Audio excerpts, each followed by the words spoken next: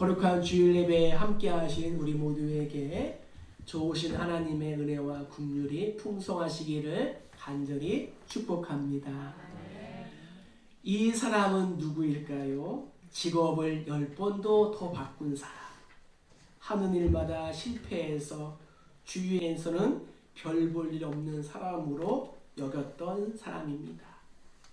뱃사공에서 농부로, 노동자에서 장사꾼으로, 군인에서 우체국 직원으로, 법률 사무소 직원으로, 낙방 끝에 겨우 변호사가 되었고, 그러다가 못생긴 얼굴로 주의원, 상원의원에 겨우 당선되었고, 마침내 미국의 대통령이 되었습니다.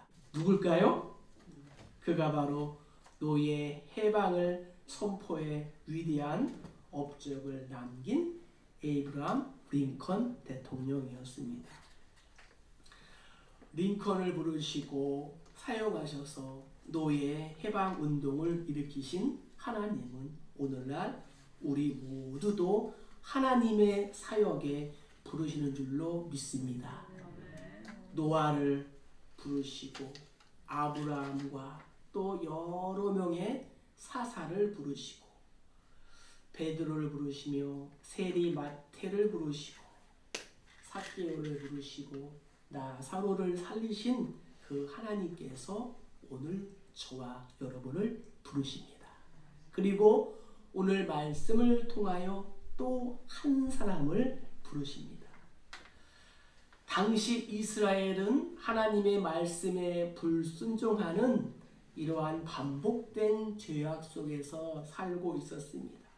그 결과 미디안의 압박 아래 7년 동안 간신히 생명만을 유지하는 최악의 삶을 살아가고 있었습니다.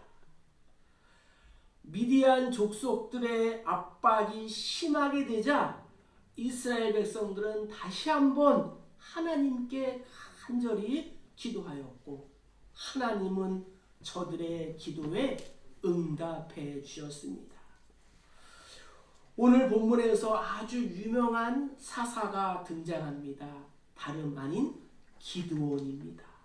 불과 300명의 용사로 수만 명의 적을 물리친 용사.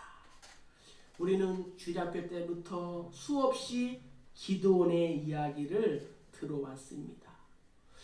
오늘 말씀을 통하여 그 기드온을 부르신 하나님은 어떠한 하나님이실까요? 또 나를 부르신 하나님은 어떠한 하나님이실까요? 오늘 말씀을 통하여 살펴보도록 하겠습니다. 자, 먼저 우리 11절과 12절을 다시 한번 읽어보겠습니다. 여호와의 사자가 벨셀 사람 요아스에게 속한 오브라에 이르러 상수리나무 아래에 앉으니라. 마침 요아스의 아들 기드온이 미디안 사람에게 앉지 아니하려 하여 이를 포도주 틀에서 타작하더니 여호와의 사자가 기드온에게 나타나 이르되 큰 용사여 여호와께서 너와 함께 계시도다 하매 아멘. 하나님은 먼저 연약한 자를 찾아오시는 분이다 라고 오늘 성경은 우리에게 말씀해 주고 있습니다. 미디안 족속이 이스라엘을 점령한 지 8년째의 기드온이 등장합니다. 미디안 사람들은 이스라엘 백성들을 학대했는데 다른 나라들의 방식과는 좀 다르고 조금 독특했습니다. 그것은 평소에는 이스라엘 백성들이 농사를 짓도록 가만히 놔둡니다. 그러다가 추수 때가 되면은 벌떼같이 메뚜기 떼같이 내려와서 추수한 농작물을 모두 약탈해 가는 거예요. 차라리 농사를 짓지 않으면 몰라도 농사를 짓고 추수 때가 되면 와서 추수한 이 농작물을 다 빼앗아가는 일이 무려 7년 동안 반복이 되었습니다. 그러니 이스라엘 백성들의 삶이 얼마나 괴롭고 궁핍했을까요? 바로 이런 때에 기드온이 밀타작을 하고 있었습니다. 보통 밀은 어디서 타작합니까? 사방이 다 뻥 뚫려 있는 그러한 잘 튀어 있고 바람이 잘 통하는 그러한 장소에서 타작을 해야 됩니다. 그래야 바람이 불어서 이 껍질이 다 날아가게 되는 거지요. 그런데 기드온은 미디안 사람들이 모르게 포도주 틀에서 밀타작을 하고 있는 것입니다. 포도주 틀은 나무로 된 큰 통을 한번 생각해 보세요. 나무로 된 큰 이러한 통이라는 거죠. 그런데 그 통이 크다 한들 얼마나 크겠습니까? 그곳에 몇 줌 되지 않는 이 밀을 넣고 미디안 사람들에게 들킬까봐 노심초사하면서 그 밀을 찢고 있는, 타작을 하고 있는 정말 이 기드온의 모습. 어떻게 하면은 들키지 않을까 불안해하면서 과연 이 모습이 큰 용사의 그러한 모습일까요? 기드온이 이렇게 몰래 숨어서 밀을 타작하는 이러한 모습은 세상과 사단과 사람들을 무서워서 영적인 가난에 찌들려 살고 있는 불쌍한 우리 인간의 모습이기도 합니다. 하나님께서 택하신 선민 이스라엘 백성들이 이 보잘것없는 미디안 족속들을 두려워하고 있다니 말입니다. 그런데 이 기드온에게 한 사람이 다가옵니다. 본문은 그를 여호와의 사자라고 말씀하고 있습니다. 이 사람은 성육신 하기 이전에 예수 그리스도 곧 제2위인 성자 하나님이십니다. 이 성자 하나님께서 창세기 18장에 아브라함에게도 나타나셨고 출애굽기 3장에서 모세에게도 나타나셨습니다. 예수님은 육신을 입고 이 땅에 태어나기 전에 종종 사람의 모습으로 나타냈는데 지금 기드온에게 나타나신 것입니다. 이렇게 하나님은 힘이 없고 연약하고 또 고통 중에 있는 우리를 찾아오시는 분이다 라고 성경은 말씀하고 있습니다. 그리고 그분이 기드온에게 말씀하십니다. 큰 용사여, 큰 용사여, 여호와께서 너와 함께 하시도다. 미디안 사람들에게 들킬까봐 몰래 숨어서 밀을 타작하는 이 겁쟁이 기드온에게 하나님은 큰 용사여라고 부르십니다. 이처럼 하나님께서는 우리에게 복을 주시기 위하여 미리 계획하시고 찾아오시는 그러한 분이심을 우리가 믿어야 합니다. 그러므로 우리는 이제 있는 그 자리에서 일어나야 하고 하나님의 음성을 듣고 하나님과 다시 한번 교제하는 우리 모두가 다 되어야 하는 것입니다. 여호와의 사자가 기드온에게 전해주었던 말씀처럼 우리는 연약하지만 우리는 부족하지만 성령님이 우리와 함께 하심으로 우리는 하나님의 백성으로 구원받은 백성으로 하나님이 주시는 특권을 누릴 수 있다라는 것을 반드시 기억하시기를 주의 이름으로 축복합니다. 기드온은 시대적인 상황과 환경적인 이유로 인하여 가족들은 두려움 속에서 지내야 했고 경제적으로도 이 끼니를 걱정 걱정할 정도로 어려운 처지에 놓여 있었습니다. 그래서 두렵고 소심해서 남몰래 마음을 졸이며 포도주 틀에 이 몇 줌의 곡식을 넣고 찢고 빠서 먹으며 하루하루를 살고 있었습니다. 그러나 사실 우리의 이 연약함이, 우리의 이 낮아짐이 하나님이 쓰시는 능력의 통로가 된다는 것을 반드시 기억하시기를 축복합니다. 온니엘과 에훗과 삼갈과 드보라, 야엘, 오늘에 나오는 이 기도원 모두 연약하고 부족하고 나약했지만 하나님께서 저들을 들어서 나라와 민족을 구하는 통로로 사용하셨습니다. 우리에게도 자신도 모르게 마음 깊이 새겨진 상처들이 있습니다.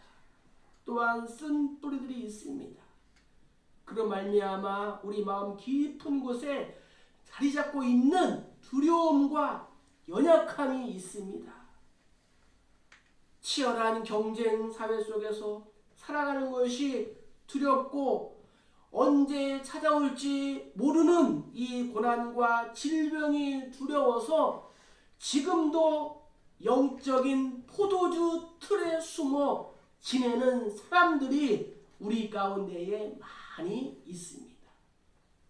사실 이러한 두려움은 인간인 누구에게나 다 있는 것입니다. 마음속 깊은 곳에 이러한 두려움, 연약함 때문에 나를 찾아오시는 하나님으로 인하여 우리가 위로와 소망을 받으시기를 주의 이름으로 축복합니다.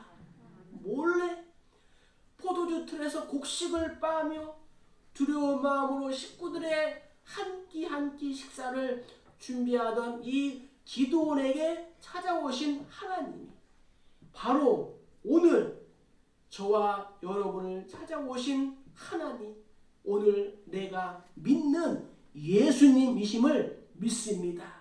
그 예수님이 오늘 이 종료 주일과 고난 주간에 영적인 미디안의 고통 속에서 헤매고 있는 나를 살리고자 하기 위하여 골고다 언덕길을 오르시는 것입니다. 바라기는 연약한 나를 찾아오시는 그 하나님을 만나고 그 하나님으로 인하여 다시 한번 위로를 받으시기를 주의 이름으로 축복합니다. 자, 두 번째 우리 14절과 15절을 읽어보겠습니다. 여호와께서 그를 향하여 이르시되 너는 가서 이 너의 힘으로 이스라엘을 미디안의 손에서 구원하라. 내가 너를 보낸 것이 아니냐 하시니라.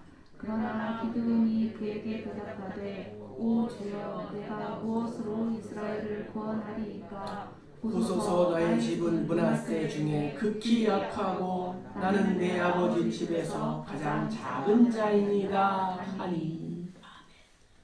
하나님은 어떠한 분이십니까? 두 번째는 숨은 잠재력을 보시는 하나님. 나에게 감춰져 있는 가능성, 숨은 잠재력을 보시는 하나님이다 라고 말씀하고 계십니다. 오늘도 고단한 삶을 살고 있는 나를 찾아와 말씀하십니다. 여호와께서 너와 함께 하신다. 기드온을 불러서 너는 내 힘으로 이스라엘을 미디안 손에서 구원하리라. 내가 너를 보낸 것이다 라고 말씀하고 있습니다. 줄임배를 움켜쥐고 몰래 곡식을 찢고 있는 그에게 큰 용사라니 이것이 말이 됩니까? 기드온은 결코 위대한 사람이 아니었습니다. 오히려 소심하고 평범한 농부였습니다. 가라고 말씀하시는 하나님을 향하여 기드온이 말합니다. 주여 내가 무엇으로 이스라엘을 구원하리이까? 보소서 나의 집은 므낫세 중에 가장 약하고 나는 내 아비 집에서 가장 제일 작은 자입니다. 사실 기드온은 덩치가 작은 사람이었을 것 같습니다. 기드온의 말에 약하다, 제일 작다는 이러한 말은 아마 생물학적으로 그가 막내였을 것이다 라고 성경학자들은 추측을 하기도 합니다. 모세도 말합니다. 내가 누구건대 바로에게 가며 이스라엘 자손을 애굽에서 인도해 내리이까. 또 이스라엘의 초대왕 사울도 말합니다. 나는 이스라엘 지파 가장 작은 베냐민 지파 사람이며 나의 가족은 베냐민 지파 모든 가족 중에서도 가장 미약합니다 라고 했습니다. 어느 날 조각가인 미켈란젤로가 너무도 마음에 드는 큰 이 돌 바위를 또 발견했습니다. 그는 그 돌을 보는 순간 미친 듯이 박장대소하며 크게 외쳤습니다. 야, 다윗이 걸어 나오고 있어. 다윗이 오고 있다고. 주변에 있던 사람들은 한결같이 한심스러운 표정으로 도저히 이해할 수 없다는 표정으로 미켈란젤로를 바라보았습니다. 하지만 그는 그 돌을 바라보며 장차 그 돌이 잘 깎여지고 잘 다듬어져서 완성될 훌륭한 그 다윗상을 미리 바라본 것이었습니다. 돌 안에 있는 가능성, 자질을 본 것입니다. 이것이 바로 미래의 가능성에 대한 그의 안목이었습니다. 하나님은 우리에게 우리의 힘으로만 싸움에 나가라고 하지 않습니다. 혹시 용기를 잃고 피곤에 지쳐있는 성도님들 계십니까? 하나님이 오늘 기드온처럼 나에게 말씀하십니다. 보라, 내가 항상 너희와 함께 있도다. 할렐루야. 하나님은 여호수아에게 말씀하셨습니다. 내가 어디로 가든지 내 하나님 여호와가 너와 함께 할 것이다. 예수님도 내가 세상 끝날까지 너희와 항상 함께 있으리라. 할렐루야. 하나님은 우리 인생의 조각가이십니다. 그분에게는 실패란 없습니다. 그분은 언제나 우리 안에, 내 안에 있는 숨은 가능성, 숨어있는 잠재력을 보십니다. 현재는 형편이 딱해서 포도주 틀에서 곡식 한 줌을 타작하는 농부에 불과하지만 하나님은 기드온 내면에 숨어있는 가능성, 잠재력, 즉 이스라엘을 구원할 수 있는 그 가능성을 보신 줄로 믿습니다. 우리는 주께서 나와 함께 하신다는 말씀을 믿고 용기를 가지고 그분을 신뢰하고 나아간다면 반드시 우리의 삶에도 기드온과 같은 역사가 나타나게 될 줄로 믿습니다. 바울은 빌립보 교회를 향하여 권면합니다.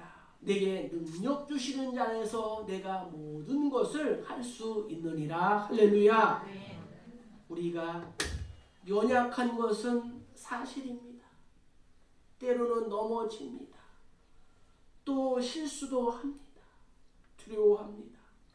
그러나 나의 연약함에도 불구하고 하나님의 차고 넘치는 권능과 은혜에는 결코 부족함이 없다는 것을 믿으시기를 주의 이름으로 축복합니다. 예수님께서 밤새도록 고기를 한 마리도 잡지 못해서 풀이 죽어 돌아가는 그러한 베드로를 찾아오셨습니다. 그리고 2배에 가득 찰 정도로 풍성하게 고기를 잡게 해주셨습니다. 베드로는 예수님의 무릎 앞에 꿇어 고백합니다. 주여, 나를 떠나소서. 나는 죄인이소이다. 그러나 예수님은 베드로를 처음 모셨을 때 그를 향하여 말씀하셨습니다. 내가 장차 개바라. 내가 반석이 되리라. 예수님은 그의 가능성과 잠재력을 보시고 베드로를 믿어주셨습니다. 그 예수님이 오늘 저와 여러분의 가능성과 잠재력을 보고 믿어주시는 분인 줄 믿습니다. 결국 베드로는 예수님의 수제자가 되었고 신앙과 인격이 변화됩니다. 전승에 따르면 로마 군인들이 그를 예수님과 똑같이 십자가에 달려고 하자 이렇게 말했습니다. 내가 어떻게 예수님과 같이 똑바로 십자가에 달려 죽을 수 있단 말인가? 나를 거꾸로 매달아라. 바울은 에베소 교회 성도들에게 권면합니다. 우리는 그가 만드신 바 그리스도 예수 안에서 선한 일을 위하여 지으심을 받은 자니라고 우리를 권면하고 있습니다. 우리 모두는 하나님의 걸작품인 줄 믿습니다. 하나님의 형상과 하나님의 모양을 따라 지음을 받았습니다. 예수님의 목숨과 바꾼 새로운 피조물이 된 줄로 믿습니다. 그래서 우리가 비록 연약하고 부족해도 하나님은 우리의 가능성을 믿어주시고 마침내 하나님의 걸작품, 하나님의 영적인 사사가 될 것을 바라보시고 오늘도 낙심하여 지쳐있는 나를 향하여 큰 용사요라고 부르십니다. 할렐루야. 그래서 바울은 하나님께서 세상에 미련한 것을 택하여 이 지혜 있는 자들을 부끄럽게 하시고 세상에 약한 것을 택하사 강한 것을 부끄럽게 하시며 세상에 천한 것들과 멸시받는 것들과 없는 것들을 택하사 있는 것들을 폐하려 하신다라고 말씀하시고 계십니다. 사탄은 늘 속삭입니다. 그리고 우리의 약점을 지적합니다. 사탄은 그 약점을 통하여 우리를 낙심하게 하고 넘어지게 합니다. 그러나 약점이 없는 사람은 그 누구도 없습니다. 그것은 사탄의 음성입니다. 하나님 오늘 우리 모두에게 큰 용사요라고 말씀하십니다. 나를 살리시고 하나님의 큰 용사로 만드시기 위하여 예수님께서는 십자가에서 보배로운 피를 흘리셨습니다. 고난주간 하루하루 나를 위하여 피 흘리신 예수 그리스도의 이 고난의 발자취를 따라가면서 내 안에 있는 숨은 잠재력을 보시는 하나님을 경험하는 복된 날 되기를 주의 이름으로 간절히 축복합니다. 자, 이제 16절을 한번 읽어보겠습니다. 여호와께서 그에게 이르시되 내가 반드시 너와 함께하리니 내가 미디안 사람 치기를 한 사람을 치듯 하리라 하시니라. 23절이요. 여호와께서 그에게 이르시되 너는 안심하라 두려워하지 말라 죽지 아니하리라 하시니라. 아멘. 세 번째, 하나님은 어떤 하나님이시냐? 임마누엘로 함께 하시는 하나님이다 라고 우리에게 말씀해 주고 계십니다. 너는 안심하라 두려워하지 말라 죽지 아니하리라. 할렐루야. 하나님께서 기도원에게 확신을 주는 약속을 하셨습니다. 여호와께서 그에게 이르시되 내가 반드시 너와 함께 하리라. 하나님께서 우리와 함께 하시겠다는 말씀이 구약에서만 114번이나 나옵니다. 모세, 지도자인 이 모세가 죽은 후 여호수아는 많이 두려워했습니다. 모세들을 이어 백성들을 가나안 땅으로 인도해야 하는데 저들을 보면은 늘 지도자인 모세를 욕하고 원망하고 당을 짓고 또 돌을 들어서 이 모세를 죽이려고 하는 장면들을 여호수아는 여러 번 보았습니다. 그렇게 두려워하고 있는 여호수아에게 하나님이 찾아줬습니다. 강하고 담대하라. 두려워하지 말며 놀라지 말라. 내가 어디로 가든지 내 하나님 여호와가 너와 함께 하느니라. 할렐루야. 하나님은 임마누엘의 하나님이십니다. 임마누엘은 하나님이 우리와 함께 하신다. 하나님이 나와 함께 하신다입니다. 하나님의 약속은 반드시 이루십니다. 나를 대적하는 어떠한 세력도 물리칠 수 있는 능력이 있는 전지전능하신 분이 하나님이신 줄 믿습니다. 그래서 히브리 기자는 이렇게 고백합니다. 내가 결코 너희를 버리지 아니하고 너를 떠나지 아니하리라. 그러므로 담대히 말하되 주는 나를 돕는 이시니 내가 무서워하지 아니하겠노라. 사람이 내게 어찌하리요? 이렇게 고백을 했습니다. 하나님이 기드온과 함께 하셨고 우리와도 함께 하시는 분인 줄 믿습니다.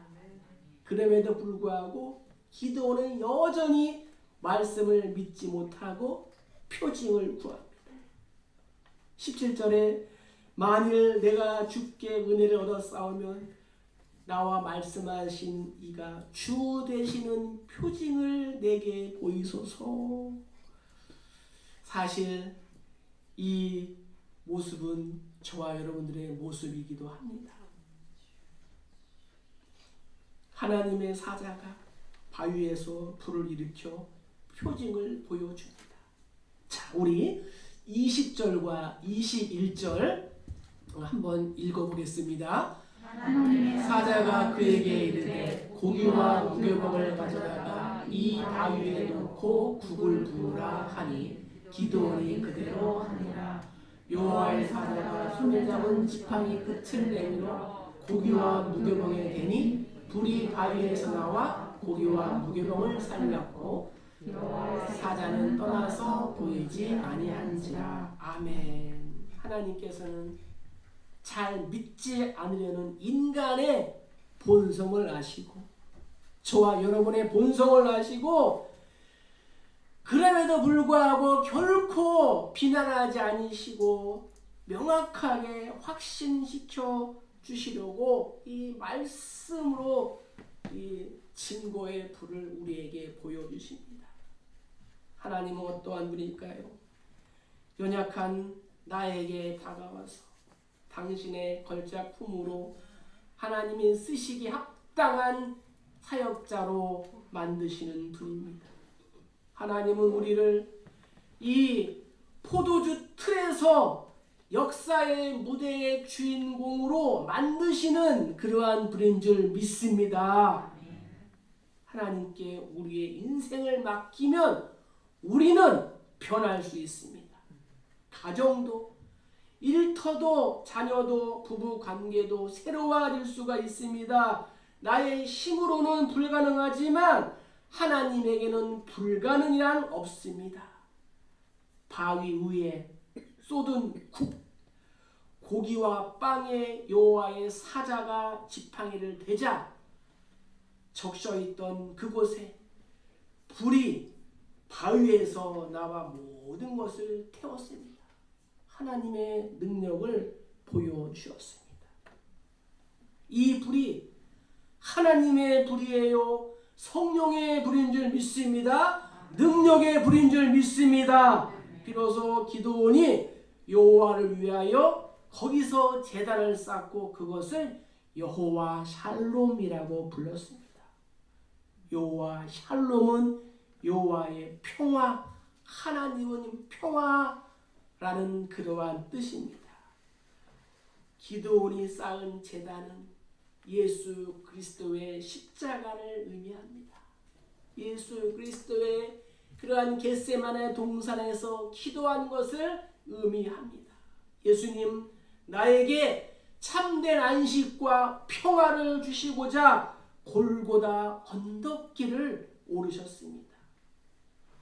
예수님이 주신 이 평화, 새로운 이 생명을 우리 마음속 깊이 간직하고 하나님의 제단 앞에, 하나님의 예배당 앞에서 더욱더 쏟아지고 경배하고 하나님을 예배하는 우리 모두가 다 되어야 할 줄로 믿습니다.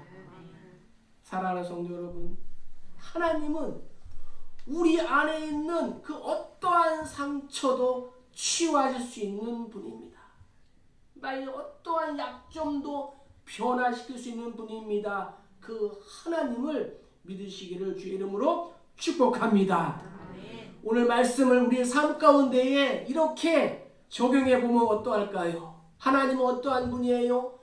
연약한 나를 찾아오시는 하나님. 따라서 나의 모든 환경과 상황에서 내가 흔들리지 않는 거예요. 코로나19 속에서 흔들리지 아니하고 나를 힘들게 하는 그러한 사람들 중에서도 내가 흔들리지 아니하는 거예요. 두 번째, 하나님은 나의 숨은 잠재력을 보시는 하나님이십니다. 따라서 우리가 표징을 구하기보다는 이 한 주간 말씀과 기도로 하나님을 만나시기를 주님의 이름으로 축복합니다. 그리고 마지막으로 임마누엘로 함께 하시는 하나님, 한 주간 하나님과 토닥토닥하는 거예요. 하나님과 카톡하는 거예요. 하나님께 일기 써보는 거예요. 편지 써보는 거예요. 그리고 의미 있는 고난 주간을 보내는 것입니다.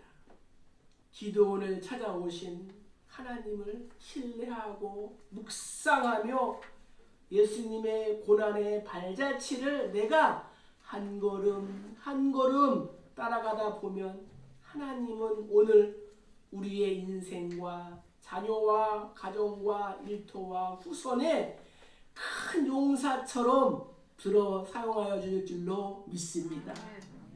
오늘을 사는 기도원으로서 영적인 전쟁터와 같은 이 세상에서 내 앞에 있는 영적인 미디안을 하나님이 주시는 그 능력으로 이기고 물리치고 승리하는 우리 모두 다 되시기를 주님의 이름으로 간절히 축복합니다.